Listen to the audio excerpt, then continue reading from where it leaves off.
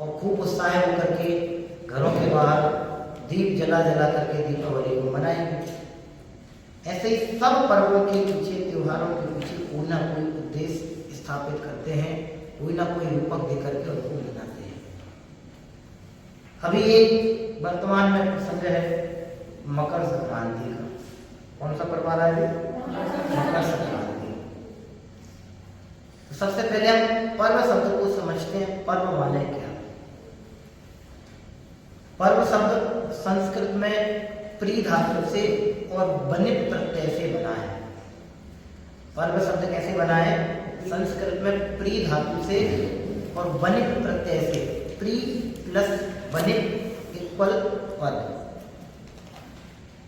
जिसका अर्थ होता है जोड़ना, ग्रंथि अथवा गांठ। आपने देखा होगा दो रस्सियों के टुकड़े हों, उन दोनों को गांठ लगा दें तो वे दोनों टुकड़े क्या हो जाते हैं? जुड़ के एक हो जाते हैं। तो पर्व शब्द का अर्थ होता है जोड़ना, ग्रंथि या गांठ। एक और अर्थ पर्व शब्द का पढ़ने में आता है। पर्व अर्थात पूरा करना, पवित्र करना और प्रसन्न करना। अब हम इन तीनों ही अर्थ को, पूरा करना, पवित्र करना और प्रसन्न होना, इन तीनों के आधार से पर्व शब्द को परिभाषित करने की कोशिश करें तो कह सकते हैं कि जो कार्य करते करते पूर्णता को प्राप्त होकर पवित्र हृदय में प्रसन्नता का अनुभव कराते हैं, उन्हें पर्व कहते हैं। ये परिभाषाएं अपने को प्राप्त होती हैं। लेकिन इसके पहले हमने एक शब्द का अर्थ, पर्व शब्द का अर्थ आपको बताया, पर्व अर्थात जोड़ना। तो इसके लिए आध्यात्मिक रूप में इसका अर्थ स्थापित करने की कोशिश करें तो जो हमें स्वयं से जोड़े, प्रसन्नता का, स्वानुभवन का अनुभव कराए, उसे पर्व कहते हैं। वस्तुतः और मूल रूप में हमें यही अर्थ ग्रहण करना चाहिए। जो हमें स्वयं से जोड़े, खुद से जुड़े, खुद से खुद की दूरी को मिटा करके खुद से खुद का जुड़ाव जो करे, उसे पर्व कहते हैं। हमने जो कार्य सोचा, जो कार्य समझा, उसको पूर्ण किया, पूर्णता प्राप्त हुई और उससे हमारे हृदय में आनंद उत्पन्न हुआ, ये तो एक बहुत सामान्य दृष्टिकोण है। मूलतः यही बात अपने को ख्याल में आनी चाहिए, जो हमें स्वयं से जोड़े, जो मुझसे जोड़े, उसका नाम है पर्व। इसके अलावा पर्व का दूसरा कोई रूपक नहीं होना चाहिए। हर एक पर्व को मनाने के पीछे हमारी भारतीय संस्कृति में अनेक तरह के रूपक स्थापित किए जाते हैं। अभी मकर संक्रांति की बात है तो मकर संक्रांति के संबंध में भी बहुत सारे रूपक चलते हैं। पूरे धरती पर विविध रूपों में पर्व मनाया जाता है। उनकी लंबी चौड़ी व्याख्याएं हैं, उनके सबके अलग अलग नाम हैं और सब जगह की अलग अलग मान्यताएं हैं, अलग अलग सबके पीछे कोई ना कोई कथानक जुड़े हुए हैं। उन सब बातों की चर्चा मैं यहाँ नहीं करूँगा। बस इसमें आपको और हमें एक विशेष बात क्या ध्यान रखनी है कि पर्वों का संबंध किसी प्रकार के अंधविश्वासों से जुड़ा हुआ ना हो। पर्वों का संबंध किसी प्रकार के गृहीत मिथ्यात्व के पोषण से ना हो। पर्वों का संबंध किसी प्रकार के मिथ्यात्व के पोषण से जुड़ा हुआ नहीं।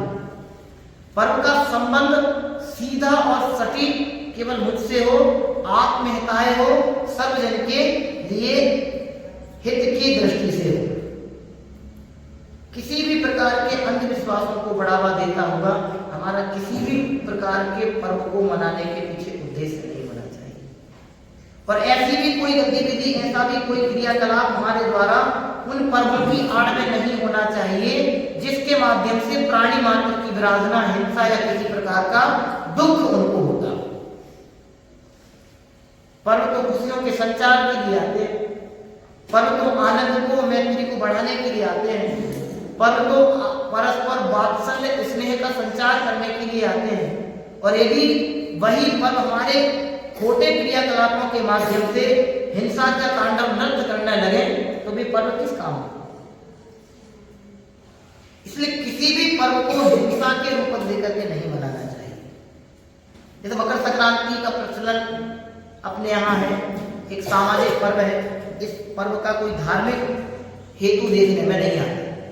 आध्यात्मिक पक्ष भी मकर संक्रांति के पीछे कुछ नहीं है। एक सामाजिक दृष्टि से, लोक व्यवहार की दृष्टि से, और जो खगोलीय परिवर्तन होता है, जो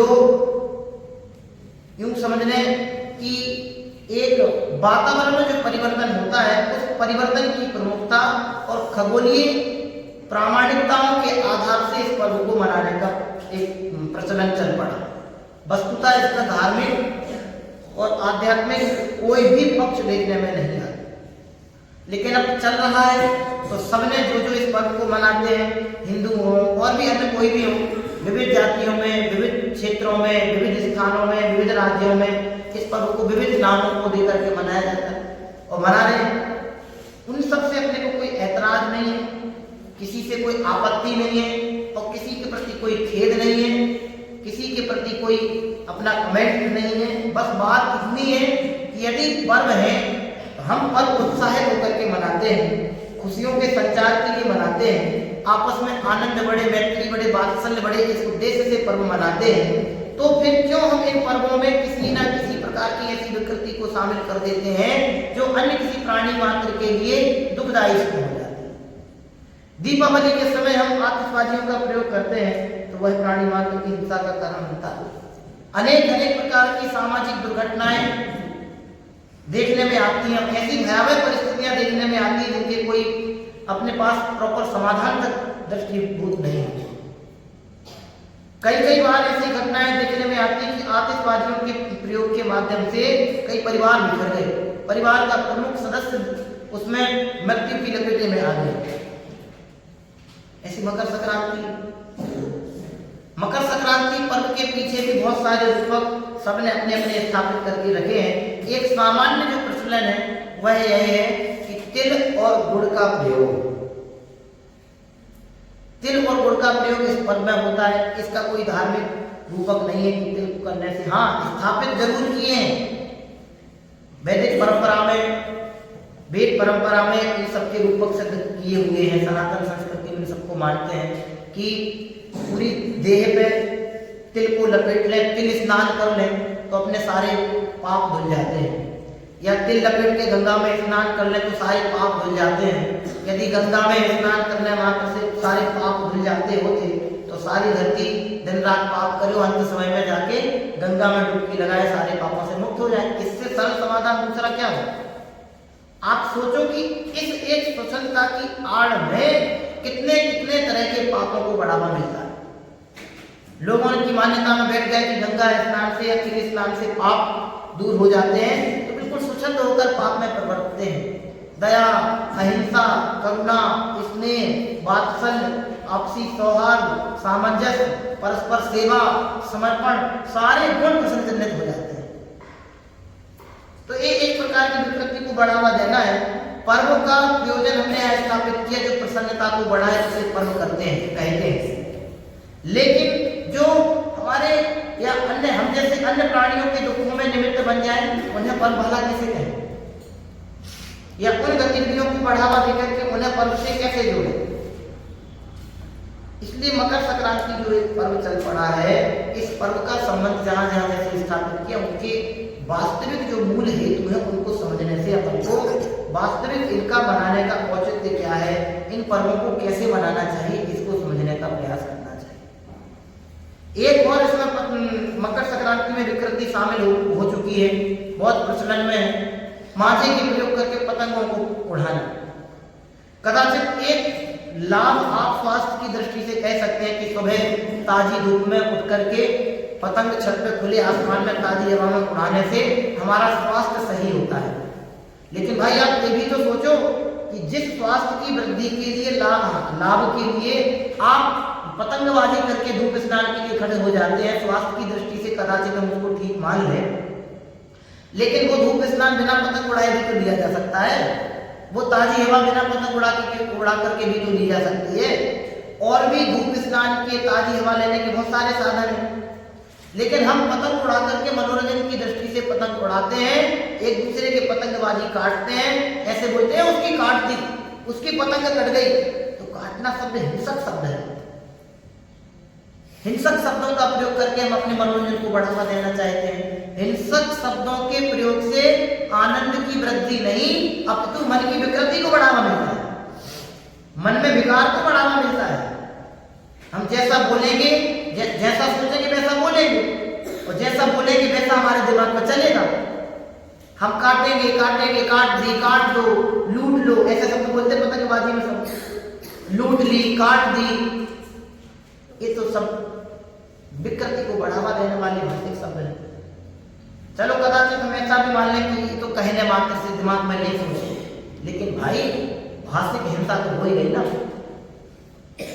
अब आप प्राणी मात्र के प्रति देखो तो प्रातः काल में आकाश में स्वच्छंद आकाश में कितने पंछी विचरण करते हैं।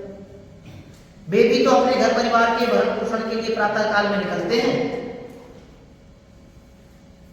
और हम यहाँ सुबह से पतंग उड़ाते हैं, बस बेचारे कितने पंछियों के पंख कट जाते हैं। देखो 20 वीडियो आपको मीडिया में मिल जाएंगे, पत्र पत्रिकाओं में घटनाएं मिल जाएंगी, कितने पंछियों की गर्दन धड़ से अलग हो जाती है, ऊपर से ऐसे उड़ते, उनको दिखता नहीं है माजा, और बस उससे टकराते हैं और गर्दन कट के 2 टुकड़ों में नीचे गिर जाते हैं। कितनी विरासना होती है पतंग उड़ाने से, कितना पाप अपने को लगता है, ये अपन सोचते हैं। ये एक विकृति गिना रहा हूं, मनुष्यों तक की घटनाएं देखने में आती। माझे के प्रयोग से इसकी गर्दन कट गई, पतंग के माझे से इसके गले में कट लग गया, कान कट गया, बाइक से जा रहा था, चलती बाइक का माझा उड़ के आया कहीं से, खत्म। कितनी घटनाएं देखने में आती हैं, आप उठा के देखो न्यूज़ पे। तो ये विकृति है, ये पर्व मनाने का सटीक हेतु नहीं है। इसलिए इन सब चीजों को हमें विशेषतः समझने की कोशिश करनी चाहिए। पर्व तो पूर्णतः कैसे हो, समस्त प्रकार के अंधविश्वासों से परे हो, पूर्णतः प्रायोगिक हो, और कैसे हो कि सर्वजन प्राणी मात्र के हित के लिए हो और एक दूसरे के लिए प्रेरणादायी हो। इन उद्देश्यों की पूर्ति से हमें पर्वों को मनाना चाहिए।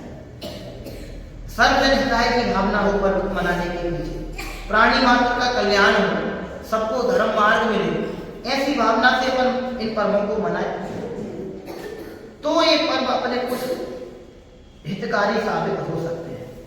अन्यथा तो जैसा हमारा दैनिक जीवन पाप में व्यतीत होता है, इन पर्वों की आड़ में भी हम पाप भावों को ही बढ़ावा दे करके अपने पापमय परिणामों को ही पोषण प्रदान करें। बात मकर संक्रांति की, तो मकर संक्रांति का मैंने आप सबके बीच में कहा है कि मकर संक्रांति पर्व का कोई धार्मिक हेतु नहीं है, कोई आध्यात्मिक पक्ष नहीं है। पर्व तो वही है जो कल हमारे कल्याण में निमित्त बने, जो हमें धर्म से जोड़े, जो हमें हमारे सम्यक्त से जोड़े, जो हमें हमारे सुख से जोड़े, जो हमें हमारे स्वभाव से जोड़े, उनका नाम पर्व है। अब इस पर्व का तो कोई रूपक ही देखने में नहीं आता, पढ़ने में नहीं आया। ये अभी आपसे एक बात कहती है, खगोलीय परिवर्तन मात्र है। इसमें सिंपल सा ये है, ज्यादातर पर्व अपने यहाँ चंद्रमा की गणना से निर्धारित होते हैं, लेकिन एक विशेष बात है कि मकर संक्रांति को सूर्य के परिवर्तन से जोड़ा गया है। कैसे कि सूर्य का धनु राशि से मकर राशि में प्रवेश होना, बदलना, संक्रांति माने बदलना, परिवर्तन होना, चेंज होना। तो सूर्य का मकर राशि से, धनु राशि से मकर राशि में प्रवेश होना, इसको बोलते हैं मकर संक्रांति। बस इतना सा लॉजिक है, और दूसरा कोई लॉजिक इसमें नहीं है। अब इसको ही कितना बढ़ावा अपन देते जाएं, वो सारी चीजें इसमें सम्मिलित हो जाती है। सूर्य का राशि 12 होती ना, धनु, मेष, वृश्चिक और भी मीन, ऐसी सब मिला के 12 राशियां होती हैं। ऐसी इन 12 राशियों में से एक धनु नाम की राशि होती है। उस धनु नाम की राशि में से सूर्य का मकर राशि में प्रवेश होना, बस इसको ही मकर संक्रांति बोलते हैं। इतना सा हेतु है, खगोलीय हेतु है, इसमें कोई धर्म का रूपक नहीं है, लेकिन इस परिवर्तन को एक परंपरा बनाकर के पर्व के रूप में स्थापित किया, और इसके विविध पक्ष स्थापित करके इसको विविध संस्कृतियों में, विविध समाज में इसको स्थान मिले, और सबने अपने अपने हिसाब से इसको नाम दे दिए। एक और इसमें धारणा चलती है कि ये जो पौष माह का समय होता है, उस दिन इसी दिन से सूर्य की उत्तरायण गति प्रारंभ होती है। इसके पहले दक्षिणायन, 2 गति उनकी दक्षिणायन और उत्तरायण। तो उत्तरायण गति उत्तर की ओर में आता है, तो उत्तरायण गति जब इसकी प्रारंभ मानते हैं तो इसी पर्व को उत्तरायणी पर्व भी कहा जाता है। कई लोग इस मकर संक्रांति को उत्तरायणी पर्व कह के भी मनाते हैं, लेकिन इसका कोई औचित्य नहीं है। एक छोटा सा परिवर्तन, और इसका कोई सुनिश्चित समय नहीं है। ज्यादातर अभी कुछ समय से 14 जनवरी को ये पर्व मनाया जाता है, आज से 100, 150, 200 साल पहले, 1000 साल पहले, और कभी कभी दिसंबर के हैं सारे, तुम्हारे डेट भी लिखी हुई सब आप देखेंगे, मिल जाएगा नहीं। दिसंबर में भी ये पर्व आया, 10 जनवरी के दिन भी ये पर्व मनाया गया। अभी लेटेस्ट कुछ समय पहले 12 जनवरी को, कुछ समय पहले 15 जनवरी को, और ज्यादातर अभी 14 जनवरी को। एक तो ऐसा पढ़ा था भी पुस्तक में कि 1000 वर्ष बाद ये पर्व और 14-15 तारीख को मनाया जाएगा। तो तारीखें बदलती रहेंगी, तिथियां बदलती रहेंगी, थोड़े थोड़े नाम परिवर्तित होते रहेंगे, लेकिन इन पर्वों के पीछे का हमारा प्रयोजन सही नहीं होगा तो ये पर्व भी हमारे लिए हितकर सिद्ध नहीं होंगे। पर्व वह जो हमारे हित में सहायक बने, पर्व वह जो हमारे कल्याण में सहायक बने, पर्व वह जो हमें हमारे आत्महित के मार्ग से जोड़े। एक परंपरा के पोषण मात्र का के प्रयोजन से पर्वों को मनाना कतई उचित नहीं।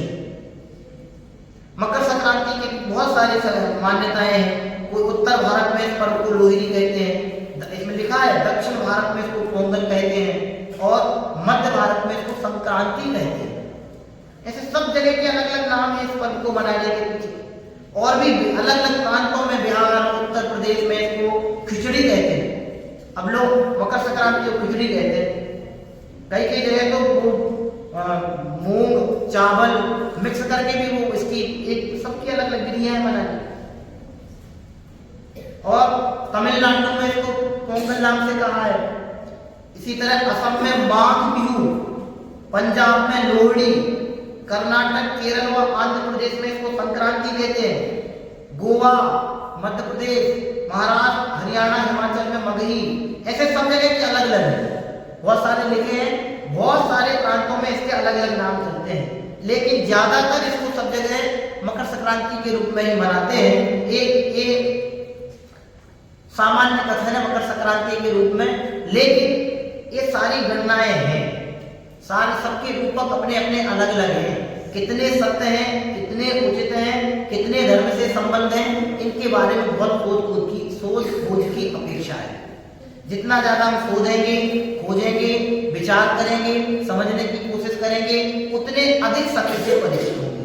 बिना सोचे समझे हम एक परंपरा के पोषण मात्र का आधार बना करके इन पर्वों को बढ़ावा देते जाएंगे, और जो परंपराएं चली आ रही हैं ये सब कुरीतियां हैं। जिन चीजों के बारे में हमें सच्ची समझ नहीं है उनको पोषण प्रदान करने से हमारा पाप पुष्ट होता है, मिथ्यात्व पुष्ट होता है, उससे हमारे धर्म का कोई संबंध नहीं है। इसलिए ये जो मकर संक्रांति है इसका धार्मिक पक्ष क्या है ये अपन को समझने की कोशिश करनी चाहिए। तो जिसको एक लाइन में हमने सर्वसा निषेध के साथ आपसे कहा कि इसका धार्मिक पक्ष कोई भी नहीं है, इसलिए हमें ऐसे व्यर्थ के समय की बर्बादी वाले कर्मों से बचना चाहिए। हाँ, एक सामाजिक दृष्टि से जो प्रचलन चला है उसमें भी हमें प्रयोजन की प्रमुखता के साथ अपने इस समय का सदुपयोग करके धर्म मार्ग में लगने का प्रयास करना चाहिए। जो अवकाश के समय अपने को मिलते हैं, इन अवकाश के समयों का लाभ अपने को अपने धर्म की आराधना और अपने प्रयोजन की पूर्ति के उद्देश्य से करना चाहिए। तो ये पर्व मनाना सार्थक। इस पर्व मनाना सार्थक के माने समय का सदुपयोग करना सार्थक। छुट्टी मिल गई, लोग तिल गुड़ से खेल रहे हैं, कई जगह होली जैसा खेलते हैं, कई जगह उसके लड्डू बना के खेलते हैं, कई जगह उसके लड्डू से तिल के उससे स्नान करते हैं, कई जगह क्या करते हैं, पानी में तिल को मिला देते हैं, उस पानी से स्नान करते हैं। ये तो सब मूर्खताएं हैं, इनसे कोई औचित्य सिद्ध नहीं है और इनसे किसी के पाप धुलने वाले नहीं। तिल के नहाने से यदि स्नान को पाप धुलने लग जाए, जिस खेत में तिल होती है वहां तो तिल होती है, तो वहां के तो सारे जीव जितने होंगे तो सारे निष्पाप हो जाए, पापों से रहित हो जाए। लेकिन ऐसा कोई, इसका कोई औचित्य ही नहीं, ये सिर्फ अपनी एक निजी कल्पना मात्र है, इसका धर्म से कोई संबंध नहीं है। बहुत अलग अलग तरीके हैं इस पर्व को मनाने के, लेकिन अपन को तीन बातों का विशेष ध्यान रखना है जो मूलतः सर्वत्र जितने नाम गिनाए में जोड़ी जाती हैं कि मकर संक्रांति के दिन लोग गंगा स्नान पर बल देते हैं, तिल के और गुड़ के प्रयोग पर बल देते हैं। तिल और गुड़ के लड्डू बनते हैं ना, खूब लड्डू बनते हैं तरह तरह के। हमारे बुंदेलखंड में तो इतने लड्डू बनते हैं कि उसकी सीमा नहीं है। नमकीन के तक लड्डू बना के खाते हैं लोग, समझ में आया ना। तो बस ये है कि वहां पे मिष्ठान बन जाते हैं घरों में, लेकिन तिल और गुड़ का रूपक भी है। एक स्वास्थ्य की दृष्टि से अपन समझे तो तिल गर्म प्रकृति की होती है और गुड़ भी गर्म प्रकृति का होता है। तिल भी शरीर में अपनी गर्माहट पैदा करती है और गुड़ भी गर्माहट पैदा करती है। और मकर संक्रांति पड़ती है जनवरी में, और जनवरी में होती है ज्यादातर ठंड। तो जी जब प्रचलन हुआ होगा इस पर्व को मनाने का, तो लोगों ने इसी उद्देश्य से तिल और गुड़ के प्रयोग पे बल दिया होगा कि लोगों को ज्यादा ठंडी लगती है तो गर्मी से बचेंगे। यही एक दृष्टिकोण हो सकता है सामान्य, और भी सोच खोज की अपेक्षा इनमें है। लेकिन इसका धर्म से क्या संबंध? शरीर का धर्म से क्या संबंध? शरीर की गर्मी का धर्म से क्या लेना देना? एक स्वास्थ्य की दृष्टि से खूब ज्यादा ठंडी पड़ रही है, ऐसे समय में गर्म खाया जाए, गर्म पहना जाए, गरम गरम सब माहौल बनाने का प्रयास किया जाता है। तो तिल का और गुड़ का प्रयोग इस दृष्टि से इस समय किया होगा, तो वही परंपरा में चला आ रहा है। तो लोगों ने इसको धर्म मान के करने लगे कि मकर संक्रांति के दिन तिल खाया जाता है, गुड़ खाई जाती है। लेकिन इसका कोई धार्मिक हेतु नहीं है। सच बात तो यह है कि धर्म में खान पान की बातों का तो निषेध ही होता है। अगर खाने पीने को धर्म मान लिया जाए तो फिर जो हम खाने के त्याग को धर्म कहते हैं वो तो सारा निषेध ही हो जाएगा। समझ में आया ना? इसलिए खान पान को बढ़ावा देना तो ये अपने राग आदि को बढ़ावा देना, अपने राग आदि का पोषण है। शरीर के प्रति लगाव, ये भी तो राग है। शरीर को ठंडी नहीं लग जाए, इसमें गर्मी बनी रहे, ये भी तो शरीर के प्रति ममत्व हुआ। इसलिए जो क्या बोलते हैं इसको, तिल की और गुड़ की बात मकर संक्रांति से जुड़ी, इस दृष्टि से थोड़ी सी अपन को ठीक लगती कि चलो लोगों में ये बात कहीं से आई होगी, बहुत अधिक ठंडी पड़ रही होगी तो किसी ने इस बात का कहा होगा ये तिल और गुड़ खिला दो इसको, तो वहां से वो परंपरा चल गई होगी। मकर संक्रांति ये परिवर्तन का दिन और उस समय वो खिला दी, तो परंपरा आज तक चली आ रही है।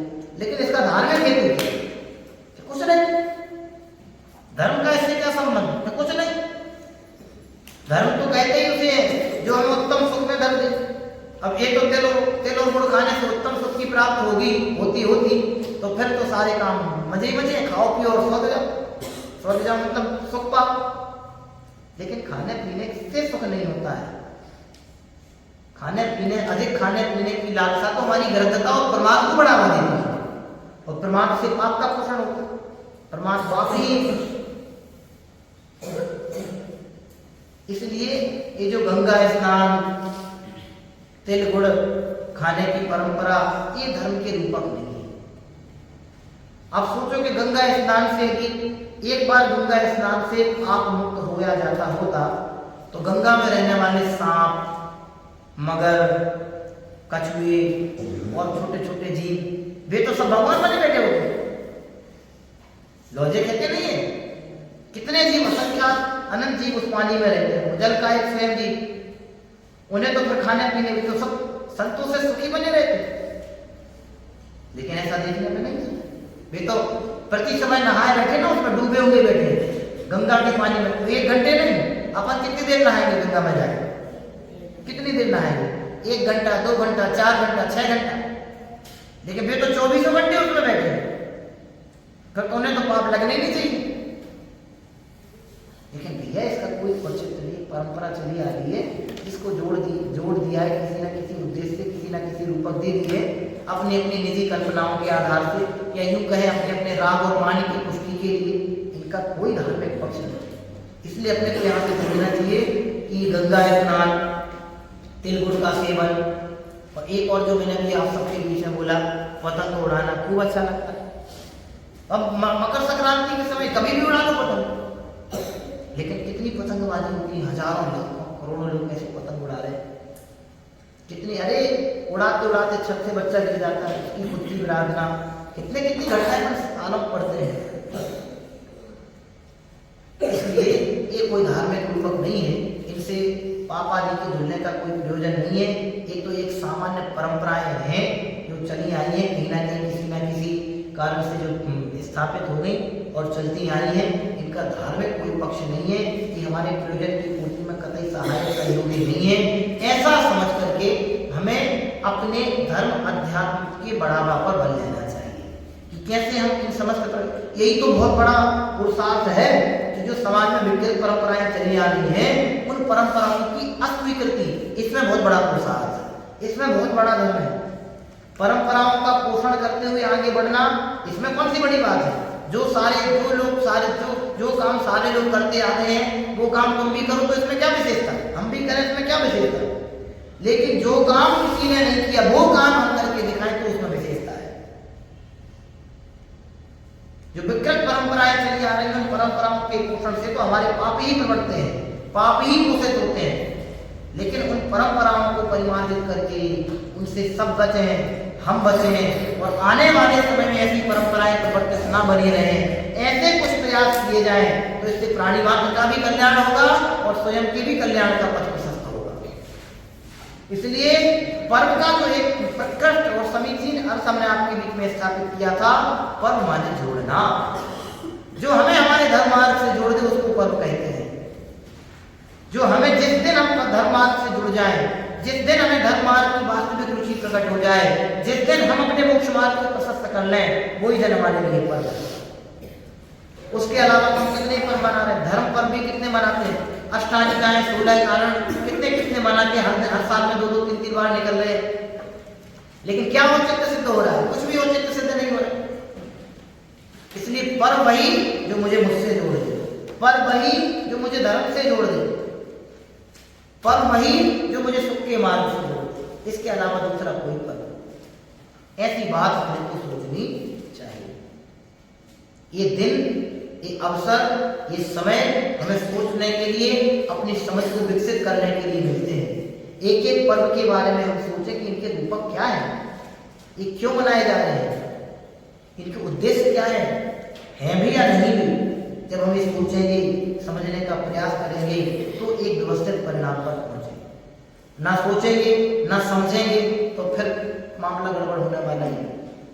हमारा धर्म अहिंसा है, हम अहिंसा के पोषक हैं, अहिंसा के आराधक हैं, हम अहिंसा की उपासना करने वाले हैं। ऐसे कृत्य क्यों करें कि जिससे हिंसा का ही तांडव नृत्य हो?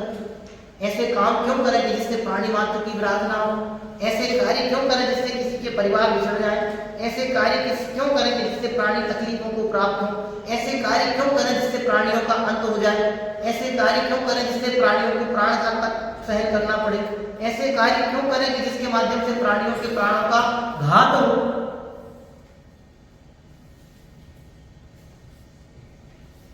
इसलिए बहुत अच्छे से सोचना कि जिन पर्वों को मनाने से हम अहिंसा का पालन नहीं कर पाए, वे पर्व हमारे लिए पर्व नहीं है। जो पर्व हमें हमारी अहिंसा के संरक्षक नजर नहीं आए, वे पर्व हमारे लिए पर्व नहीं है। जो पर्व हमें हमारे धर्म मार्ग से वंचित करें, दूर करें, वे पर्व हमारे लिए पर्व नहीं है। तो ये मकर संक्रांति है। संक्रांति का हमने आपको अर्थ बताया था, परिवर्तन। जैसे सूर्य धनु राशि से परिवर्तित होकर के मकर राशि में प्रवेश करता है, कि परिवर्तन करता है, तो हम भी एक परिवर्तन करके एक नई संक्रांति पैदा करने की, मनाने की कोशिश करें कि अनादिकाल से लेकर के जो अपने संकलेश मिथ्यात्मय परिणाम आए हैं, अब ऐसा संक्रमण अपना हो जाए, ऐसे परिणाम अपने परिवर्तित हो जाए कि जो ये मिथ्यात्व का पोषण, पापादि का प्रवर्तन, पापादि रूप प्रवर्तन अपना बन रहा है, वो परिवर्तित होकर के धर्म अध्यात्म के मार्ग में लग जाए। ये वास्तविक अच्छी, श्रेष्ठ और उचित संक्रांति अपने लिए है। लड्डुओं को खाने से, तिल के नहाने से पाप नहीं धुलते, ठीक है। इसलिए संक्रांति माने क्या? जैसे सूर्य धनु राशि से संक्रमित होकर के मकर राशि में प्रवेश करता है, ऐसे ही हम भी मिथ्यात्व से परिवर्तित होकर के, मिथ्यात्व का त्याग करके सम्यक की ओर बढ़ने का प्रयास करें। पाप से दूर होकर के धर्म, पुण्य के मार्ग में, धर्म के मार्ग में बढ़ने का प्रयास करें। ये है संक्रांति। इसलिए अहिंसा, दया, करुणा, आपसी मैत्री, वात्सल्य, स्वयं का सम्यक, इनकी संरक्षा, इनकी सुरक्षा जैसे हो, वो सोच करके अपन को इनसे जुड़ने का प्रयास करना चाहिए। तो इसी दृष्टि से एक अपन कह सकते हैं कि ठीक है, लेकिन जो परंपराएं चली आ रही है, विकृत परंपराएं, उनको ही पोषण देकर के पर्व मनाते रहने से पर्व मनाना उचित नहीं है। ठीक है, इसलिए मकर संक्रांति के संबंध में आज तक हम जो सोचते आए थे कि तिल के पानी से नहा लेना, इसका नाम मकर संक्रांति है, गुड़ के लड्डू खा लेने से या गुड़ का सेवन कर लेने से मकर संक्रांति हो जाती है, या पतंगबाजी कर लेने से मकर संक्रांति हो जाती है, तो ये विकृत परंपराएं हैं। ये मनोरंजन के साधन तो हो सकती हैं, लेकिन पापों को बैठने के साधन नहीं हो सकते। हमारा प्रयास पर्वों के पीछे पापों को मिटाने का होना चाहिए, ना कि पापमय संस्कृति विकृति को बढ़ावा देना। और ऐसे कार्य तो किसी भी पर्व के पीछे नहीं करने चाहिए जिससे प्राणियों का भार हो। आप देखना भी कल परसों के न्यूज़पेपर में ऐसी घटना भी कितनी आने लगी न्यूज़पेपर से। इसलिए भाई अहिंसा में अपना धर्म है, हमें प्रत्येक पर्व को अहिंसात्मक पद्धति से ही मनाने का प्रयास करना चाहिए, तो ही इन पर्वों को मनाने की सार्थकता है। हमारा उद्देश्य यह हो कि हम धर्म से जुड़े, हम सबका उद्देश्य यह हो कि सब धर्म से जुड़े। ऐसी उद्देश्य के साथ हम पर्वों को मनाएंगे तो पर्वों को मनाने की सार्थकता सिद्ध हो सकेगी। अन्यथा समस्त पर्व हमारे भ्रमण में ही कारण बनेंगे, संसार परिभ्रमण के ही कारण बनेंगे। ऐसी भावना हम सब पाएं कि हम भी इस संक्रांति पर एक ऐसा परिवर्तन अपने आप में लाएं, हमारे मन में भी एक ऐसी संक्रांति, ऐसी क्रांति पैदा हो कि हम इस मकर संक्रांति पर मिथ्यात्व की जो जड़ें मजबूत हैं वे टूट करके सम्यक्त के मार्ग में, सुख के मार्ग में स्वयं को स्थापित करें। ऐसी भावना के साथ अभी विराम लेते हैं। ओम नमः शिवाय।